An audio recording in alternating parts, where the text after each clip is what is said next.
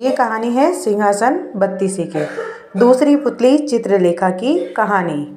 अगले दिन जैसे ही राजा भोज ने सिंहासन पर बैठना चाहा तो दूसरी पुतली बोली कि जो राजा विक्रमादित्य जैसा गुणी हो, पराक्रमी हो, यशस्वी हो, वही बैठ सकता है सिंहासन के ऊपर।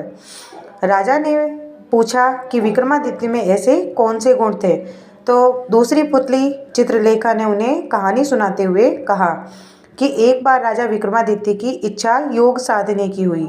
अपना राजपाट अपने छोटे भाई भृतहरि को सौंपकर अंग में भभूत लगाकर वो जंगल में चले गए। उसी जंगल में एक ब्राह्मण तपस्या कर रहा था।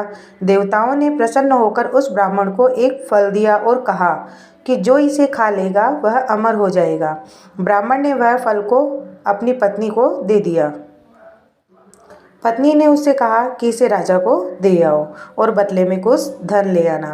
ब्राह्मण ने जाकर वह फल राजा को दे दिया। राजा अपनी रानी से बहुत ही प्रेम करता था, इसलिए उसने वह फल अपनी रानी को दे दिया। रानी का प्रेम शहर के किसी कोतवाल से था। रानी ने वह फल ले जाकर उस कोतवाल को दे दिया। कोतवाल एक अन्य महिला के पास में जाया करता था। उसने वह फल उस महिला को दे दिया। महिला ने सोचा कि मैं अमर हो जाऊंगी तो भी पाप कर्म करती रहूंगी। अच्छा होगा कि यह फल ले जाकर मैं राजा को दे दूं। वह जिएंगे तो लाखों का भला करेंगे। यह सोचकर उसने दरबार में जाकर वह फल राजा को दे दिया। फल को देखकर राजा चकित रह गए। उन्हें सारा भेद मालूम हुआ तो बड़े ही दुखी हुए। उन्हें दुनिया बेकार लगने लगी। एक दिन वह बिना किसी से कहे सुने राजघाट छोड़कर घर से निकल गए। राजा इंद्र को यह मालूम हुआ तो उन्होंने राज्य की रखवाली के लिए एक दूत भेज दिया। इधर जब राजा विक्रमादित्य की योग साधना पूरी हुई तो वह लौटे।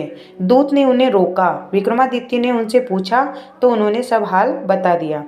विक्रमादित्य ने अपना नाम बताया, फिर भी दूत ने उनसे न जाने के लिए कह दिया। बोला, तुम विक्रमादित्य हो तो पहले मुझसे लड़ो। दोनों में लड़ाई हुई। विक्रमादित्य ने उन्हें पछाड़ दिया। दूत बोला, मुझे छोड़ दो, मैं किसी दिन आपके काम आऊंगा। इतना कहकर पुतली बोली, राजन, क्या आप में इतना पराक्रम है कि इंद्र के दूत को हराकर आप अपना गुलाम बना सकें? इतना कहकर दूसरी पुतली चित्रलेखा की कहानी समाप्त होती है।